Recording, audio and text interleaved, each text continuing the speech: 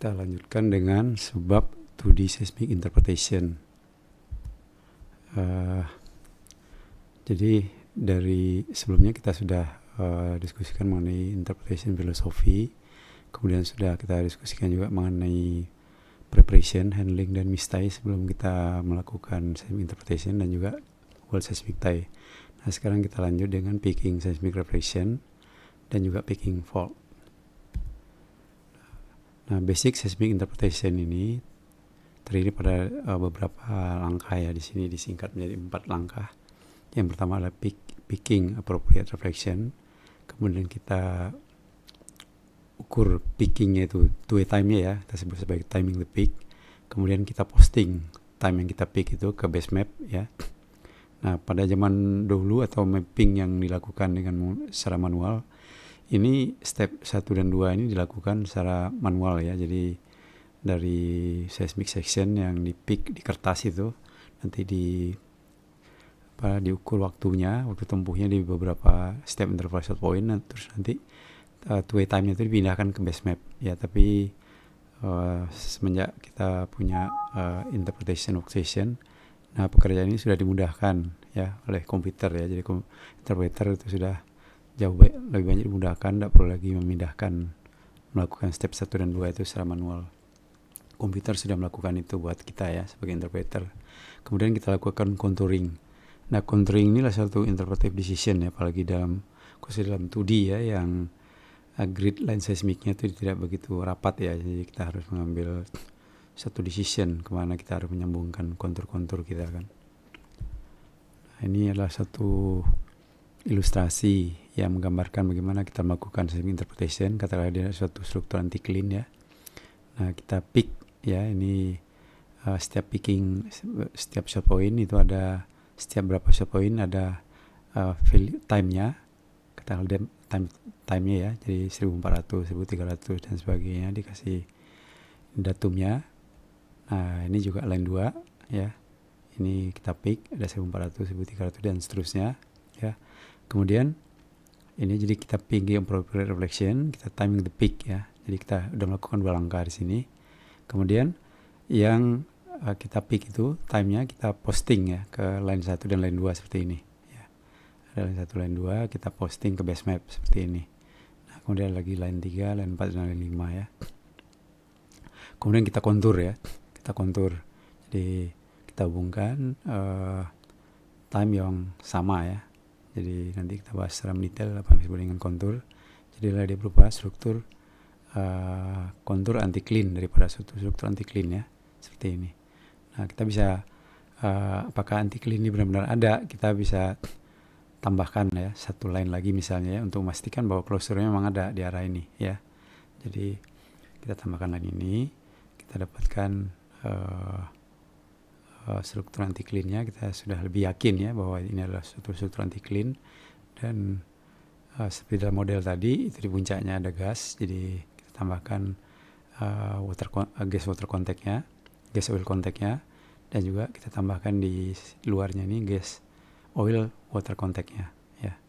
Jadi berupa garis putus seperti ini.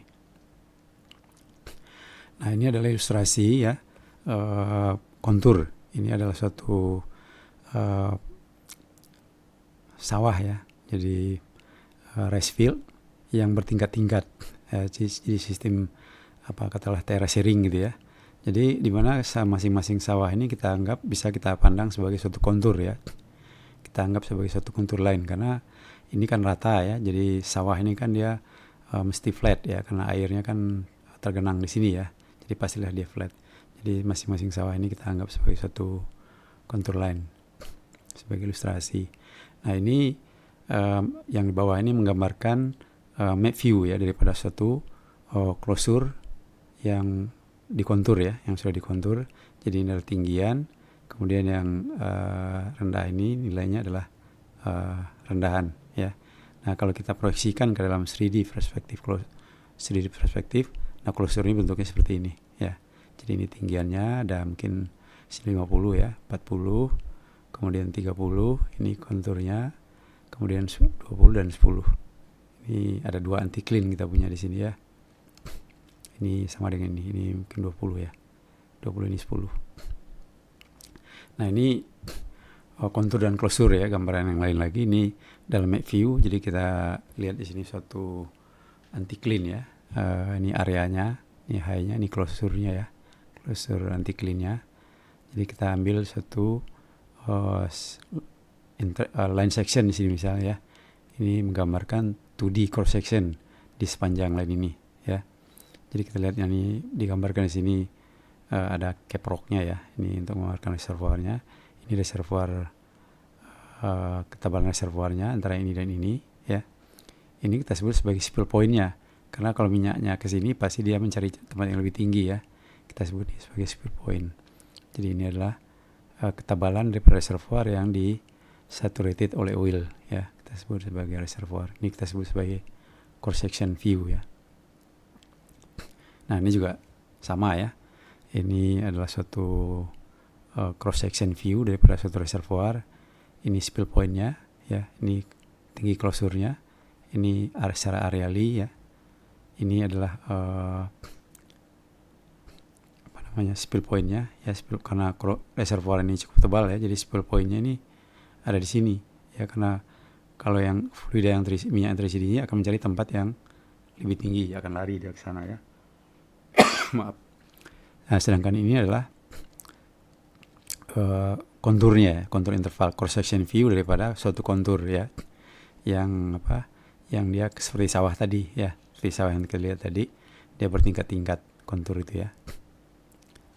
Nah jadi dalam melakukan 2D interpretation ya, sebelum kita melakukan picking ada beberapa hal yang kita harus perhatikan dulu. Yang pertama adalah phase-nya ya, kemudian kita milih representative event yang kita pilih ya. Jadi maksudnya kita pilih event yang relatif kontinu ya, sehingga mudah kita pickingnya dan bisa kita jadikan sebagai referensi untuk melakukan picking event-event yang lain yang relatif tidak begitu kontinu ya. Jadi nanti kita pedomannya adalah representative event ini ya. Kemudian bagaimana kita mau following the event ya, picking.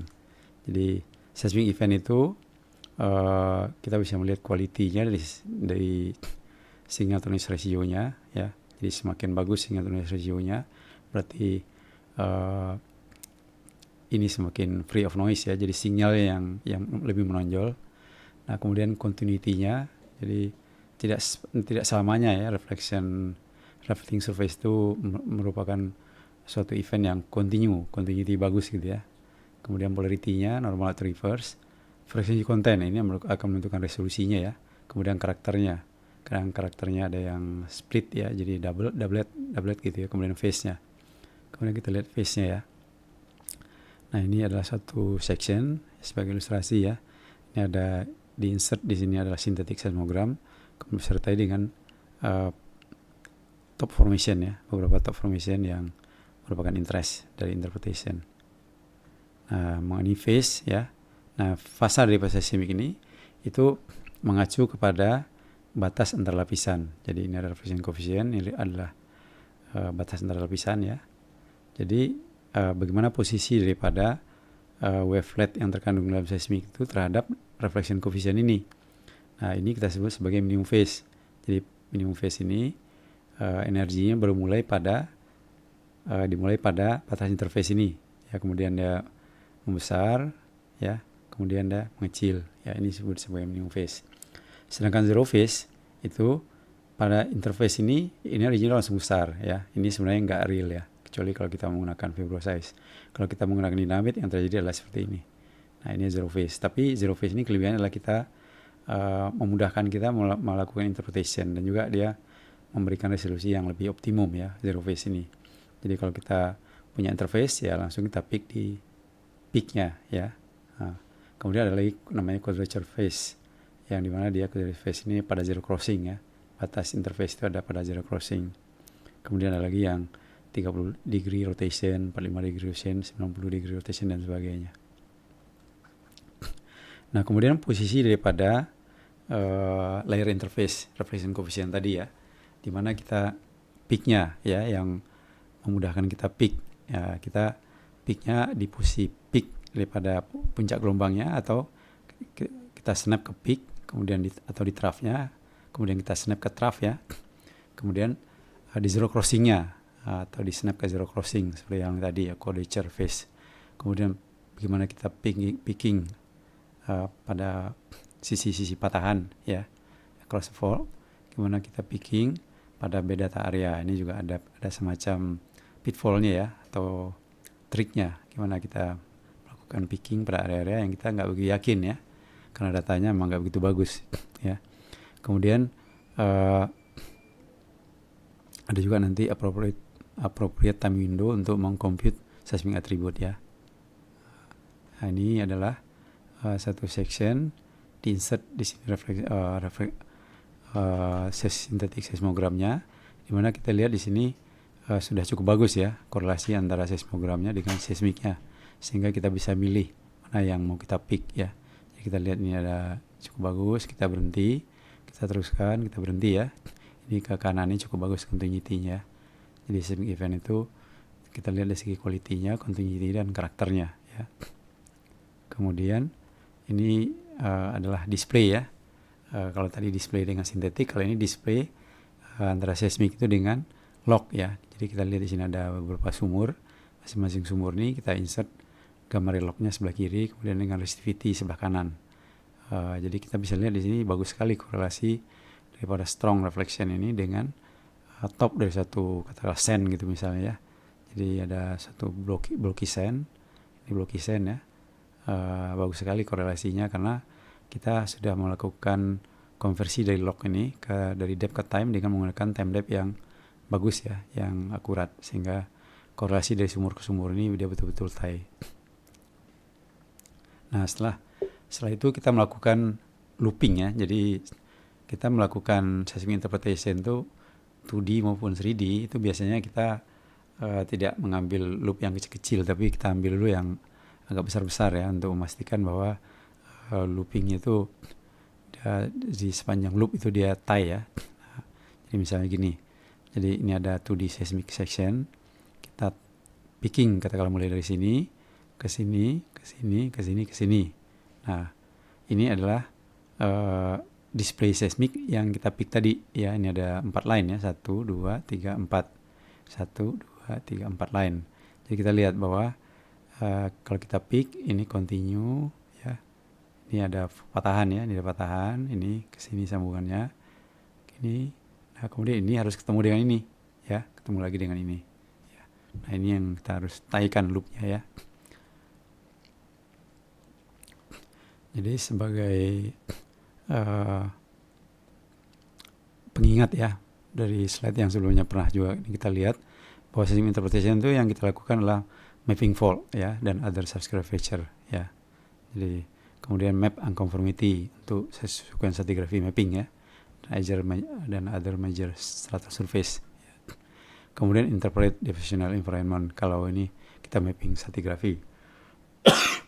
Kita predict ya lithophasis-nya ya, dari reflection pattern dan velocity. Kemudian juga kita predik umurnya dari starter unitnya. Kemudian kita analisa atau examine elemen daripada hydrocarbon sistemnya. Ini courtesy dari mobil oil, kesan mobil ya. Nah kita lihat sini satu seismic section ya, yang di sini terdapat patahan ya, ada patahan yang belum diinterpretasikan. Jadi kalau kita pick di sini patahan, maka gambarnya adalah seperti ini. Ini adalah satu yang sudah diinterpretasikan ya. Kemudian kalau kita lihat lagi ini dengan seismic section dengan patahan yang lebih banyak ya. Ini ada satu patahan, ini ada antithetic faultnya, ini ada patahan lagi, ini ada patahan lagi, ini ada patahan lagi. Nah sehingga kalau kita lihat secara lengkap interpretasinya adalah seperti ini. Ini major faultnya, ini antitheticnya ya, semacam antithetic faultnya, ini juga demikian. Ini ada patahan, ini ada patahan ya. Ada juga surface yang kita pick. Nah masing-masing patahan itu nanti kita kasih nama ya. Ini F7, ini F8, ini F1, ini F5 West misalnya ya, F middle 4. Ini nanti karena patahannya nanti akan dikorelasikan ya. Akan dikorelasikan F1 misalnya. Nah, ini kita lihat lebih banyak lagi ya patahannya. Ini patahan, ini patahan, patahan, patahan. Ini juga demikian. Nah secara lengkapnya adalah seperti ini. Kita lihat banyak petahan-petahan yang kecil seperti di sini ya. Nah ini kan seperti yang tadi sudah pada slide sebelumnya sudah kita sampaikan, bahwa mapping seperti ini harus dengan konsep struktur ya. Kita harus mengenal konsep structural style-nya seperti apa. Nah ini untuk seismic sequence stratigraphy ya. Jadi ini adalah suatu sketsa daripada suatu sequence stratigraphy ya. Jadi dibatasi oleh unconformity ya. Ini topnya unconformity-nya, ini base daripada sequence boundary-nya ya. Jadi kita lihat bahwa di top di unconformity ini ada yang ada sedimen ya. Nah, nanti kita lihat sebagai reflection, dia berakhir di sini yang kita sebut sebagai top lap. Ini kita sebut sebagai top lap, dia berakhir di sini ya. Nah, kemudian di sini karena ada erosion of surface ya atau truncation, dia berakhir di sini ya, berakhir di sini. Sedangkan di bawah ini ya, di base-nya itu ada yang downlap ya, kita sebut sebagai downlap. Nah, kalau di sini kita sebut sebagai onlap. Kalau dia berakhir ke bawah ini, ke sini, kita sebut sebagai downlap. Kalau dia berakhir di ketinggian seperti ini ya, kita sebut sebagai onlap ya. Jadi ini adalah satu stratigraphic sequence ya. Ini kita sebut sebagai stratigraphic sequence yang dibatasi oleh sequence boundary ini, dan bawahnya adalah sequence boundary ini. Jadi suatu depositional sequence adalah suatu relative comparable succession daripada genetically relative strata dibatasi oleh topnya dan base-nya oleh conformity ya, atau their correlative conformity. Seismic sequence adalah suatu depositional sequence yang diidentifikasi pada seismic section ya. Nah ini detailnya yang tadi ya, pada top daripada upper boundary daripada suatu sequence stratigraphy, itu di atasnya ada erosion of truncation ya. Nah, yang tadi kita lihat. Kemudian ada top lap ya, ada top lap. Kemudian lower boundary-nya, kalau dia pada bidang yang ada kemiringan seperti ini, dia disebut on lap. Kemudian kalau dia di bawah ini disebut sebagai on lap ya. Nah ini menarik juga. Sebenarnya ini kita bicarakan dalam bab stratigraphy ya. Menarik juga untuk melihat slide ini, bagaimana pertumbuhan daripada sedimen dikaitkan dengan perubahan adanya uplift ya, atau katakanlah adanya suatu thrust fault seperti ini yang menyebabkan adanya uplift ya. Jadi pada B ini uplift ya, kemudian ada sedimen yang diendapkan di sini. Nah, kalau upliftnya itu tidak terlalu besar ya, atau lebih kecil daripada accumulation-nya, jadi sedimentasi ini lebih banyak dibandingkan dengan terjadi uplift ini ya, maka nanti uplift ini akan terjadi seperti ini. Jadi nanti sedimen akan menutupi uplift ini ya. Tapi kalau misalnya di C ini kita lihat ya, di C ini kita lihat upliftnya lebih kecil ya, jadi uplift ini naik lebih cepat dibandingkan dengan terjadinya akumulasi sedimen, maka yang terjadi seperti ini ya, ada satu ketinggian di sini ya. Nah, jadi ini kalau ini terjadi overlap, ke sini jadi terjadi offlap ya. Jadi ini ada onlap ke sini ya, onlap. Kemudian kalau misalnya terjadi uplift itu awalnya lebih kecil dari accumulation, kemudian upliftnya menjadi besar dibandingkan accumulation-nya, maka yang terjadi seperti ini ya. Dia naik, kemudian terjadi seperti ini ya, kemudian upliftnya lebih besar, kemudian diikuti dengan overlap ya, overlap dan offlap ya. Kemudian kalau upliftnya ya lebih besar dari accumulation, dan kemudian upliftnya lebih kecil dari accumulation, maka dia akan terjadi offlap, onlap, dan overlap ya, seperti ini. Ini sekedar ini. Kemudian gimana kita melakukan picking ya, stratigraphic sequence picking. Nah, yang kita picking adalah satu surface yang meaningful secara geologically ya. Jadi as we pick, we are continue making interpretive decision. Jadi picking interpretasi itu atau picking itu kita suatu pekerjaan yang memerlukan setiap saat memerlukan keputusan-keputusan ya, kemana kita harus meneruskan picking kita ya. Nah ini based on our vision of the peak as the real geological surface ya. Nah, general rule-nya kita mulai dari deep ya, dari deep basin ya, deep basin. Jadi before picking deep basin, work toward basin margin ya. Jadi dari BB ini kita teruskan ke sini, kita terus ke sini, kita terus ke sini. Nah, ini selesailah ini BB ini ya, kita pick dulu ini unconformity ya, deep unconformity dari BB. Nah, dari sini baru kita pick yang ini ya, kita pick DD-nya ya, kita pick DD, FF, kita pick BB, kemudian kita pick FF ya, FF kita pick EE ya, kemudian CC ya. Nah, ini CC-nya di sini ya. Kemudian kita pick ya, jadi seperti di sini kita lihat kita pick FF, EE dan CC ya. Nah, ini ya. Kemudian general rule ya. Ya, general rule-nya adalah kita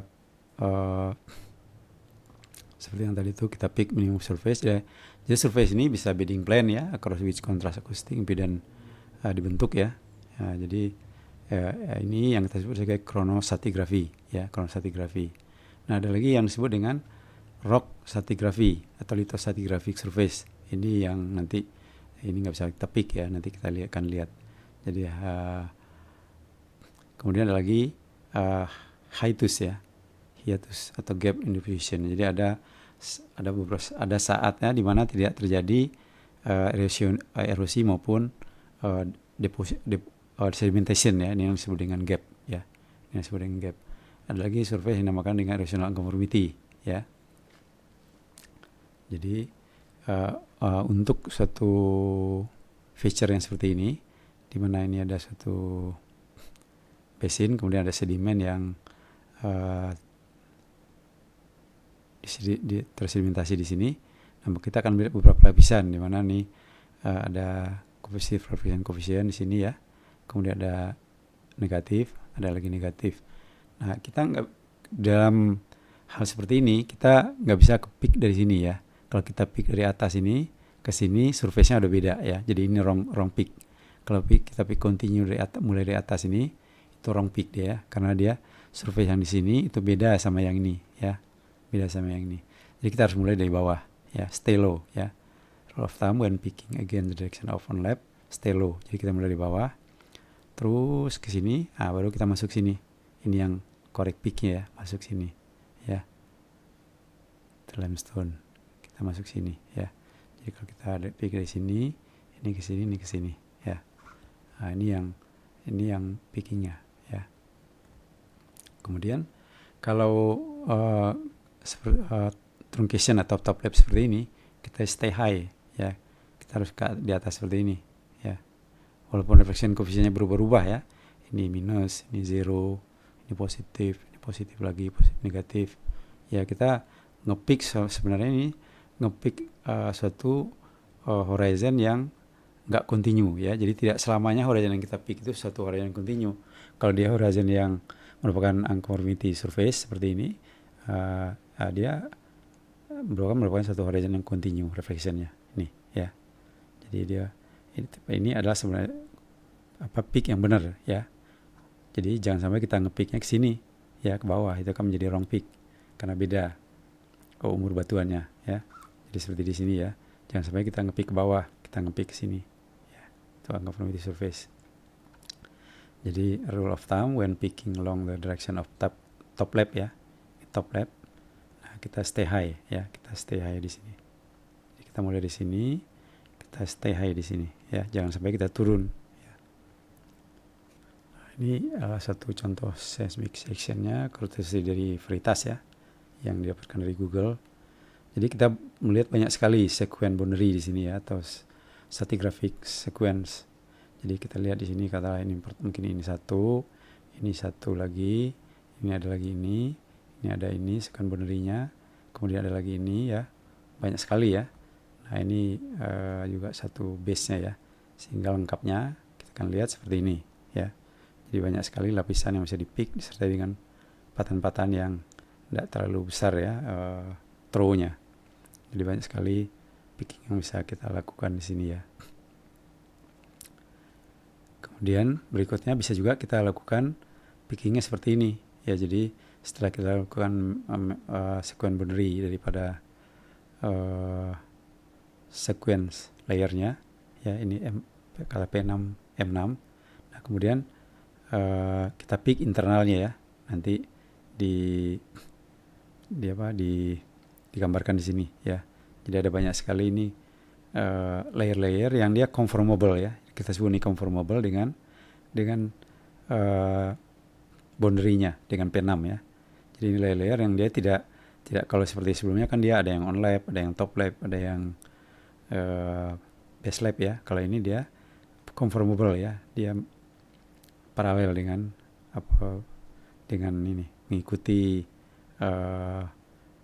P6 dan M6 ya. Kita sebut dia conformable. Kemudian ini satu section yang cukup panjang ya, mungkin puluhan kilometer ya. Kita lihat yang ini aja dalam kotak ini aja ya. Jadi ini sudah di pick banyak sekali sequence layer ya, dari 1 sampai 11 ya. Ada juga patahan di sini, reverse fault ya. Ada patahan di sini, jadi kena kompresi ya dari sini ke sini ya. Nah, kita lihat kotak yang kecil ini ya. Kita zoom.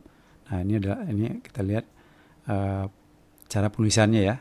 Jadi kita lihat ini ada kalau on lap, nah dia seperti ini ya, on lap. Dia seperti ini ya. Ini on lap ya. Ini on lap, panah terbalik ke sini ya, separuh panah terbalik ke atas. Tapi kalau truncation seperti ini ya. Truncation itu dia truncate ke sini. Ini unconformity layer-nya truncate ke sini ya.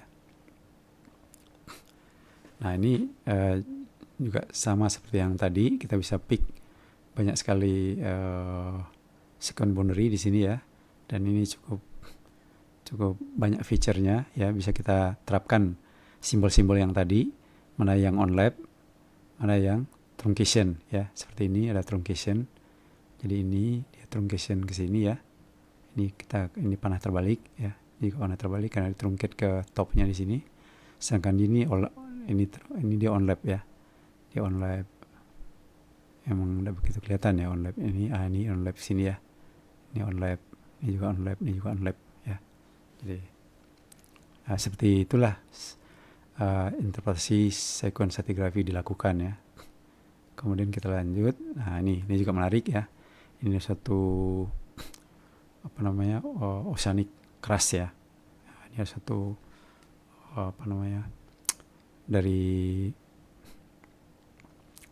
dari benua ya. Jadi ada semacam patah gaya ke sini dan gaya ke sini ya, yang membuat ini terjadi ya. Jadi ini kita akan lihat nanti, ini satu sequence boundary, ini juga sequence boundary ya. Sequence boundary seperti ini interpretasinya ya. Ini ada oceanic crust. Sedangkan ini adalah dari megasplay fault ya. Jadi kita lihat. Nah, ini interpretasi seperti ini ya, dari seismik kualitas yang seperti ini ya. Ini adalah diinterpretasikan dengan konsep seperti ini ya. Ini ada oceanic crust, ini ada Forak basin ya. Forak basin ini, jadi ini bergerak ke sini ya. Ini bergerak ke sini, ada thrust ya. Thrust fault yang megasplit faultnya. Ini majornya ya. Nah, ini seperti ini. Jadi ada konsepnya ya, yang diterapkan di sini, konsep daripada terjadinya struktur seperti ini ya. Kemudian ini kita juga bisa melihat beberapa sequence boundary ya. Ini dan ini misalnya ya.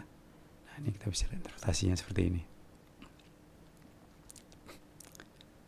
Kemudian, nah ini kalau untuk di beberapa layer kan kita mengenal adanya salt ya. Nah, kita bisa lihat salt bodinya ya, salt layernya seperti ini. Nah, kemudian kita lihat ada nanti salt ini akan menjadi di tempat-tempat seperti ini, salt ini akan menjadi cap rocknya ya. Jadi di struktur-struktur seperti ini bisa jadi kalau ada reservoir nanti akan ada minyak yang kejebak di sini atau berupa trap. Ini juga demikian ya. Nah ini untuk karbonat ya. Kalau karbonat ini relatif agak mudah ngepiknya ya. Kalau kita sudah mengenal karbonat ini, kita pick ini adalah topnya ya. Topnya, jadi ada sedimen yang on lap sini. Ini adalah karbonat build up-nya ya. Karbonat build up-nya. Ini base-nya ya. Ini base-nya. Jadi di internal sendiri ada pelapisan-pelapisan juga ya di karbonat ini. Bisa jadi nanti reservoirnya tidak hanya satu layer, tapi terdiri pada beberapa layer di karbonat build up ini ya. Jadi kalau kita interpretasikan, kita buat modelnya kira-kira seperti ini ya. Ada beberapa lapisan gitu ya. Nah, kemudian juga ini ada satu karbonat build up ya, yang kita lihat detail daripada zoom seismic sectionnya seperti ini. Jadi ini juga build up yang terdiri daripada beberapa, ada 2 build up sini ya. Ini yang lebih tua ya, lebih tua. Ini yang lebih muda ya, build up-nya terbentuk kemudian. Jadi di dalam build up-nya sendiri kita lihat ada beberapa lapisan ya. Ini ada reflection yang jelas ya. Kita lihat ini adalah topnya ya. Ini top yang ini ya. Turun ke sini yang ini ya. Nah, turun ke sini. Kemudian ini juga turun ke sini ya. Ini top ke sini. Jadi kalau karbonat ini relatif mudah ngepick ya, topnya dan base-nya ya.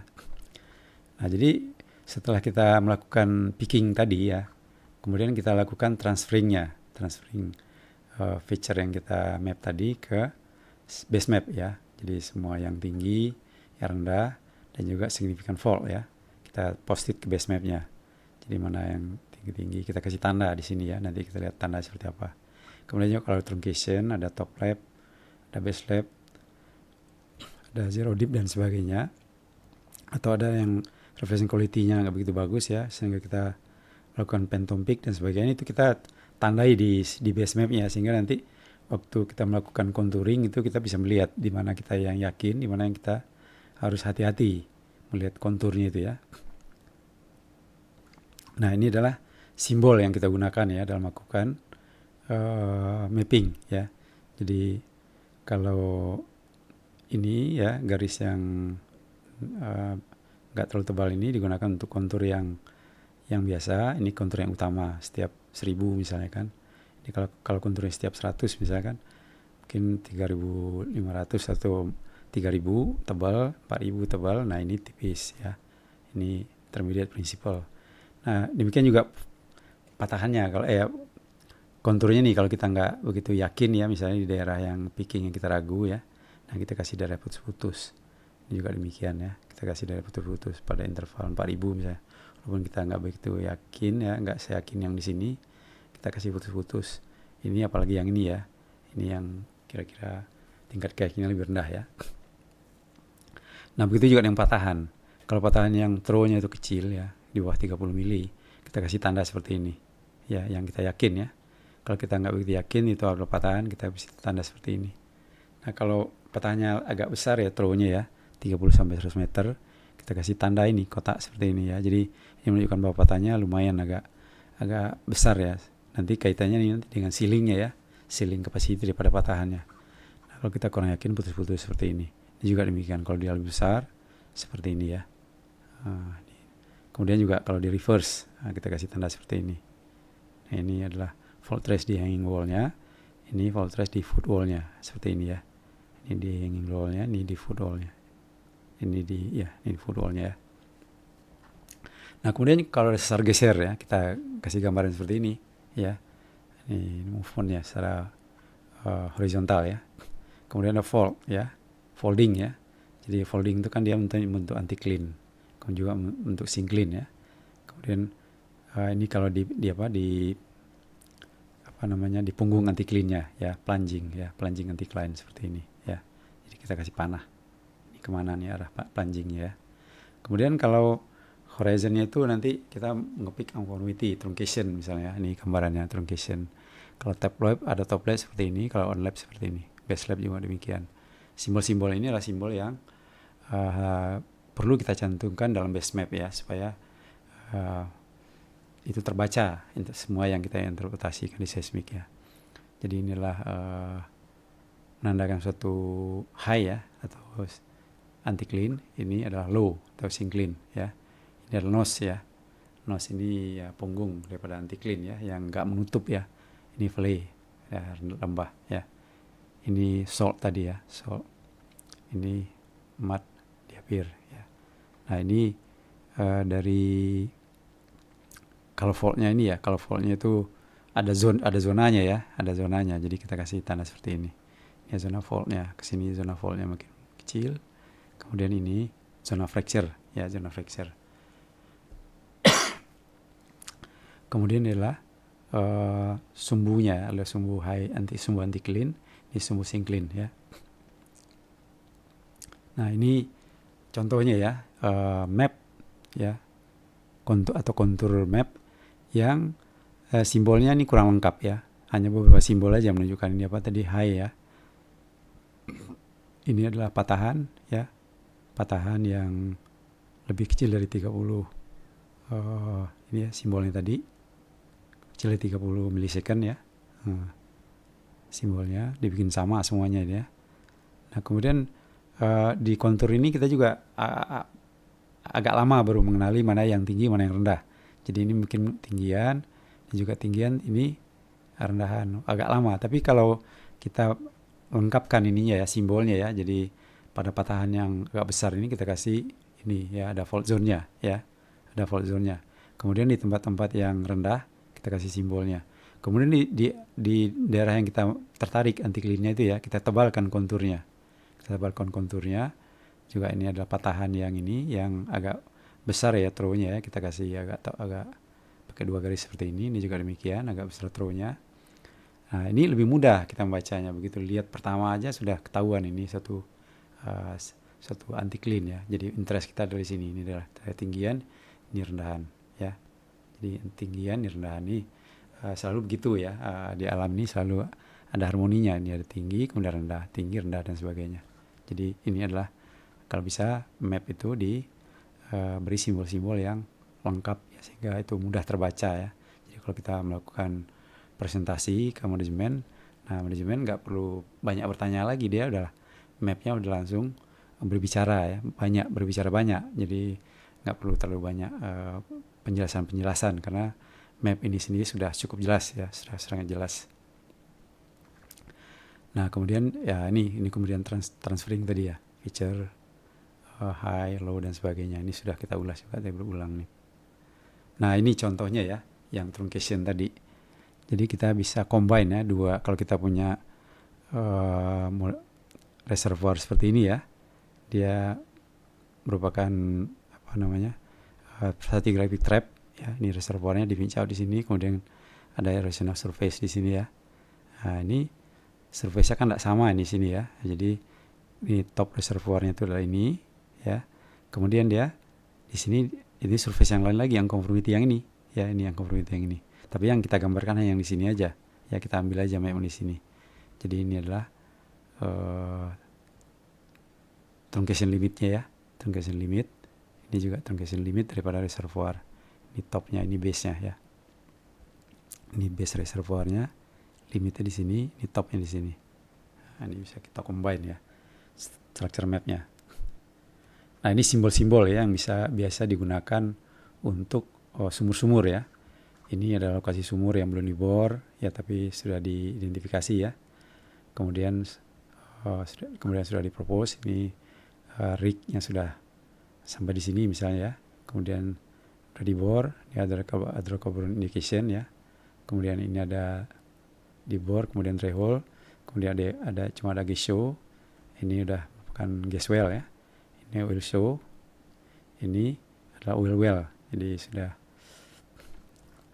ini gas dan oil show ya. Nah, ini ya, gas well dan oil show. Ini simbol untuk oil well dan gas show ya. Nah, ini condensate ya, ini junk well. Stratigraphic test, ada kalanya juga kita ngebor sumur itu tidak untuk diproduksi, tapi hanya sekedar untuk stratigraphic test ya.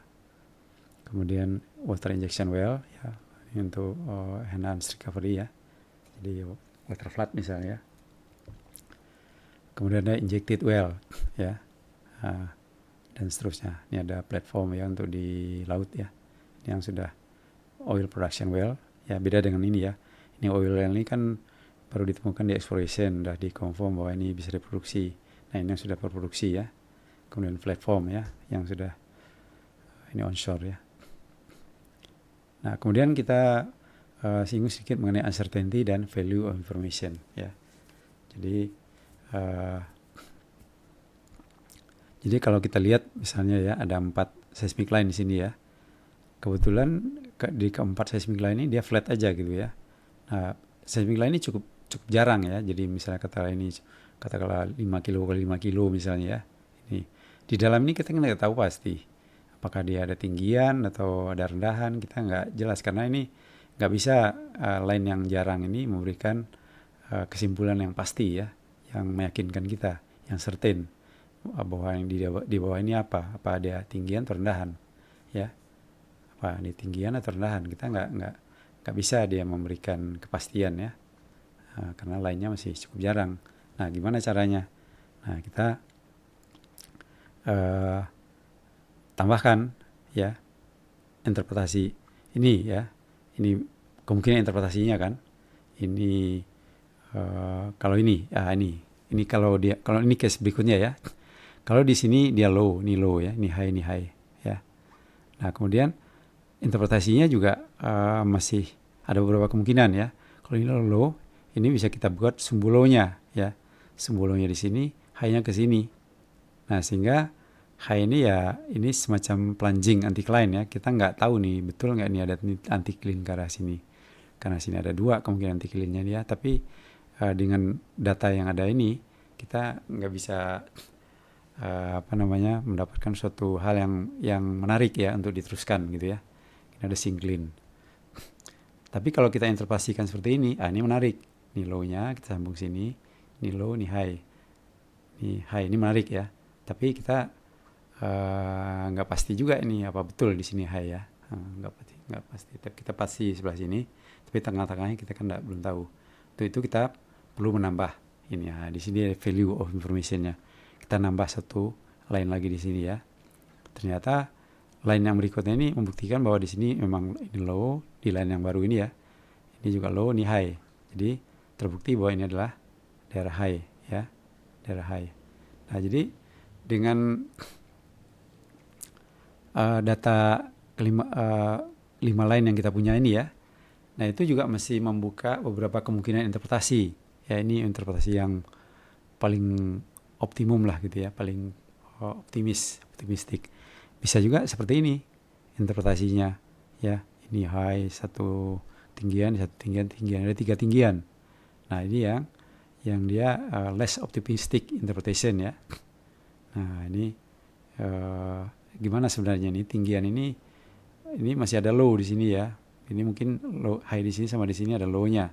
Benar nggak ada low-nya? Tambah lagi satu lain di sini. Nah ternyata ini high ya. Jadi ternyata ini yang meyakinkan interpretasinya ya.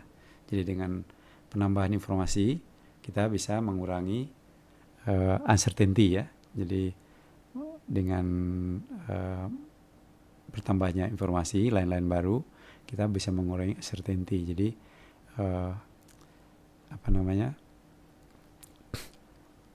value of information reduce uncertainty ya. Jadi dengan bertambahnya informasi itu akan memberikan nilai tambah kepada kita bahwa uncertainty kita akan menjadi berkurang ya, kita lebih yakin ya.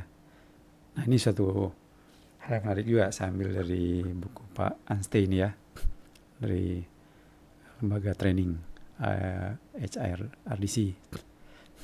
Ini ada 2 line seismik ya. Nah, ini peaking time-nya ya, 2349, 2335 dan sebagainya. Ada 2 line. Kemudian dikontur. Nah, kontur yang pertama itu kemungkinan seperti ini. Jadi ada suatu sumbu syncline ya, sumbu anticline. Sumbu anticline-nya begini. Ini sumbu syncline-nya, ini sumbu anticline, ini sumbu syncline-nya. Trennya ini. Trennya jadi berarti trennya ini northwest southeast ya. Northwest southeast. Tapi bisa juga sebenarnya diputar seperti ini interpretasinya. Ya, bisa segini. Ini sumbu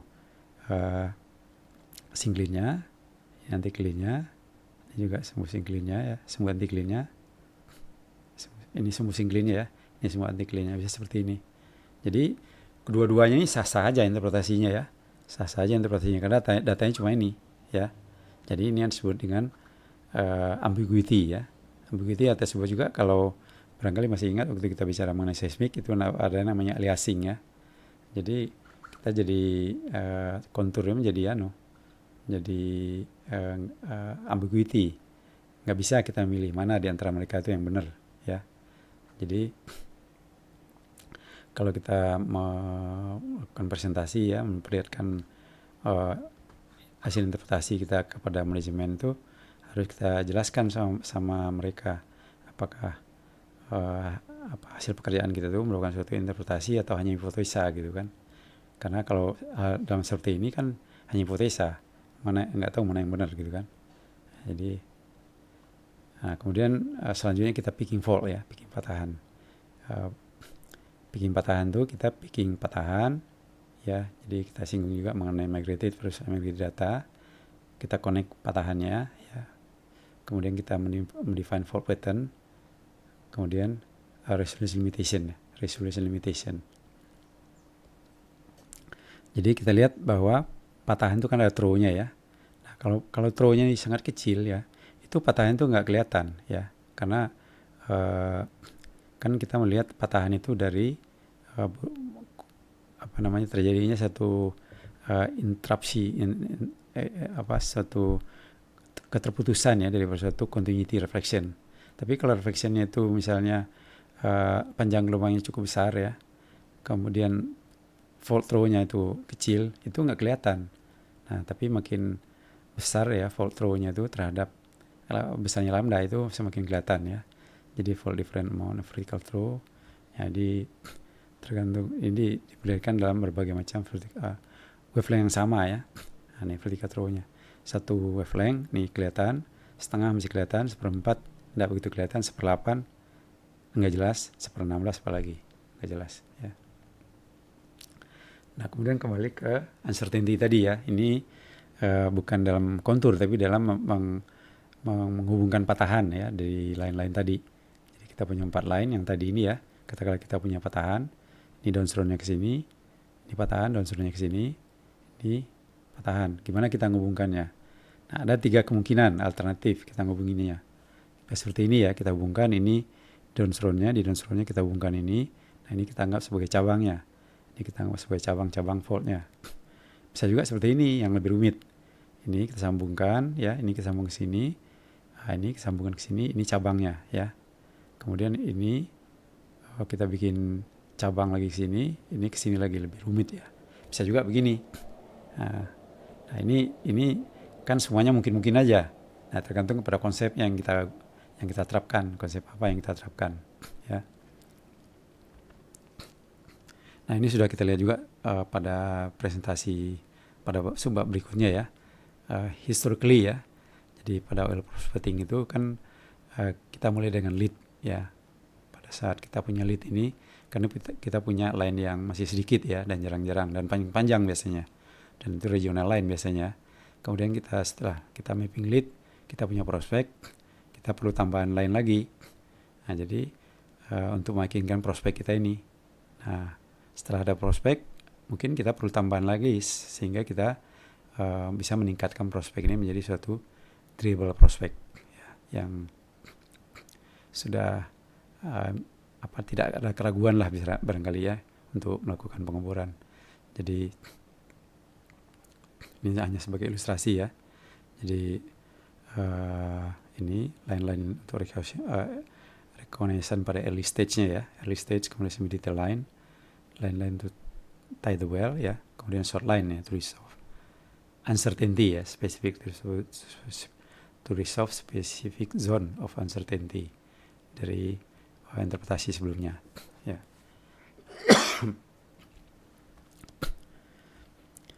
Nah, jadi apa yang kita sebut sebagai ini dari Lee Lawyer ini dulu ada suatu chief view di Chevron ya, dia menulis di leading edge, ini bagus juga dimasukkan dalam presentasi ini. Apa yang disebut dengan correct interpretation? Nah, yang pertama adalah bahwa interpretation itu adalah harus konsisten ya. Harus konsisten dengan input data ya. Jadi harus kita gunakan semua data ya untuk melakukan interpretasi itu. Dan apakah kita sudah taikan loopnya, might well tie ya, seperti yang tadi sudah kita bicarakan, bikin synthetic seismogram, kita taikan dengan seismiknya, kita lakukan looping interpretation dan itu tie, kemudian kita masukkan juga, integrasikan juga kalau kita punya deep metadata, apakah cocok dengan seismik. Kemudian kita consider juga ya ini kalau 2D ya. Nah kemudian interpretation itu adalah secara geologi reasonable ya. Jadi bisa masuk akal lah secara geologi ya. Nah kalau kita melakukan interpretasi, nah kita harus cek ya hal yang simple seperti bed length misalnya, kemudian konsistensi dari interpretasi kita kepada horizon yang lain ya. Jadi kita harus, makanya kita pick dulu suatu horizon yang bisa menjadi pedoman ya untuk menginterpretasikan horizon yang lain. Representative event, pada slide yang sebelumnya kita sebut sebagai representative event. Nah baru nanti kita pick yang lainnya. Nah kemudian interpretasi itu harus suatu hal yang repeatable ya. Jadi correct interpretation itu should be repeatable. Jadi kalau misalnya kita berikan data yang sama ya kepada beberapa interpreter, nah apakah mereka akan melakukan yang sama? Mestinya kalau kalau interpretasinya itu benar ya, itu mestinya interpretasinya ya mirip-mirip, tidak akan berbeda jauh satu sama lain ya. Nah ini disebut dengan interpretasinya yang benar. Jadi kalau kita punya suatu prospek atau lead yang masih mengandung risiko yang besar ya, itu ada baiknya juga mungkin interpretasi data seismik ini kita berikan kepada beberapa interpreter. Nah kita lihat cara pandang mereka bagaimana, apakah nanti hasilnya akan mirip-mirip atau jauh sekali berbeda. Kalau jauh sekali berbeda berarti ya masih manajemen harus mikir ya, kok bisa beda sekali gitu interpretasinya. Nah jangan sampai kita melakukan suatu interpretasi berdasarkan data yang masih kurang lengkap misalnya ya, diberikan hanya kepada satu orang, jadi hanya ada single interpretation, kemudian nge-work, kemudian threshold. Nah ini bisa kejadian seperti itu ya. Kemudian juga ini masih dari Pak Lee Lawyer ya, yang ditulis dalam Leading Edge tahun 87 ini dia bilang beberapa kelemahan daripada satu interpretasi. Jadi interpretasi hanya dilakukan pada satu horizon. Nah ini juga nggak benar ya, kita harus lakukan interpretasi itu pada beberapa horizon ya, sehingga kita bisa melihat konsistensinya baik dalam cross section maupun dalam isochron atau isopecnya ya. Jadi kalau single ini kan nggak bisa kita bikin isochron isopecnya. Kemudian time map, no comment regarding well tie. Nah ini juga nggak benar ya, tanpa melakukan well tie kita mungkin generate map misalnya, itu juga nggak benar ya. Jadi masalahnya horizon yang kita map itu apakah sudah melakukan representasi daripada suatu horizon atau formasi yang semestinya kita map ya. Kemudian depth map ya, tanpa disertai dengan time map. Jadi harus kita bandingkan ini time map dan depth map nih, seberapa mirip, kalau dia mirip ya bagus, kalau dia nggak mirip harus kita terangkan kenapa dia jadi nggak mirip, bagaimana velocity map atau velocity modelnya membuat kedua mapnya menjadi nggak begitu mirip atau jauh berbeda misalnya ya. Nah, jadi ini juga mengenai closure ya. Jadi tidak banyak diskusi mengenai critical aspek dari closure-nya, misalnya mengenai sealingnya, mengenai migration pathway-nya dan sebagainya ya. Nah, ini alternatif ya, alternatif. Tadi sudah disinggung juga, sebaiknya ini kalau datanya masih nggak terlalu rapat misalnya ya, ini mesti ada beberapa alternatif interpretasi ya. Kalau ini saya hitamkan karena ini udah nggak berlaku lah untuk zaman sekarang ya. Nah juga weighting kontur tadi. Nah, tadi kan kita sudah lihat bahwa kalau kontur tadi setiap 1000 atau 1500 kita tebalkan, itu kan lebih mudah ya dilihat. Jadi kita weight konturnya juga barangkali kita tandain mana-mana area-area yang kita nggak begitu yakin ya akan kualitas reflectionnya. Nah ini juga udah kita singgung juga tadi mengenai patahan ya. bikin patahan tapi tidak dikasih simbol ya, seberapa throw-nya dan juga direction daripada throw-nya.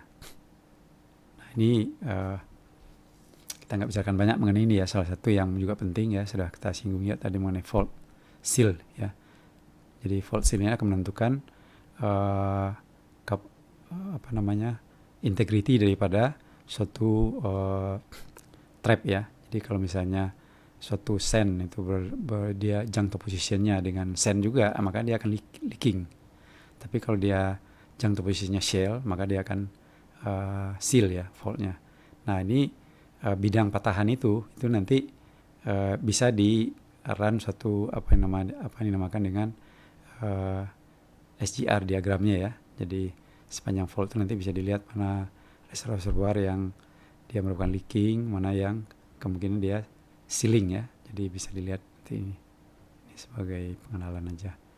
Nah sebagai penutup ya dari slide ini, kita lihat suatu leading edge ya, suatu history daripada seismic interpretation ini.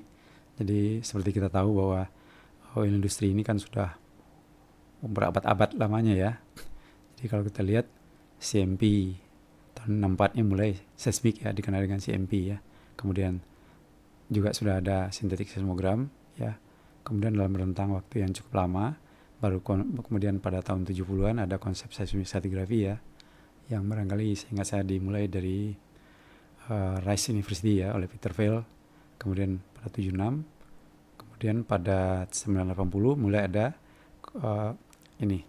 complex trace analysis ya. Jadi dari kemudian ada impedance inversion ya. Kemudian ada Bracewell analysis ya. Bracewell analysis untuk melihat adanya hydrocarbon, direct hydrocarbon indication dari seismik ya. Kemudian setelah 80 baru ada 3D seismik ya. Kali ini baru 2D, kali ini baru ada 3D.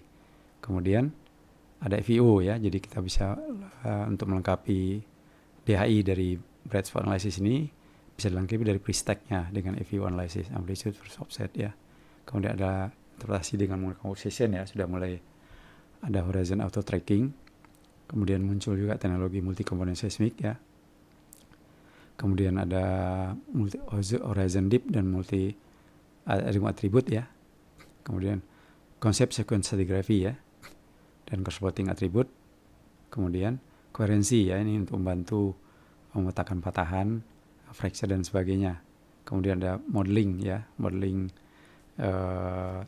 pre-stack ya, dengan menggunakan apa yang dinamakan dengan fluid substitution. Jadi kalau satu lapisan reservoir itu kita bisa model kalau dia berisi, kalau brine seperti apa CDP gidernya, kalau dia terisi gas dengan sekian persen itu bagaimana ininya, kemudian wavelet transform ya. Kemudian impedance inversion pada 96 ini impedance-nya sudah jauh lebih canggih ya algoritmenya ya, sehingga kita bisa melakukan 3D inversi dan sebagainya. Banyak algoritma baru ya, seperti model based inversi dan sebagainya. Kemudian ada spectral decomposition ya, untuk melihat channel dan sebagainya ya. Inilah ada elastic inversion pada tahun 2000 ya. Ini adalah pre-stack inversion. Kali ini post-stack ya inversi. Kali ini adalah pre-stack inversi. Kemudian ada lagi berkembang multi attribute analysis ya, seperti yang dikembangkan oleh Jason misalnya dengan IMODS ya, dan curvature untuk melihat fracture ya, curvature attribute. Kemudian ada spectral inversion dan sebagainya. Kemudian juga ini interpolasi algoritma, terutama untuk processing ya. Jadi ini sebagai penutup. Terima kasih.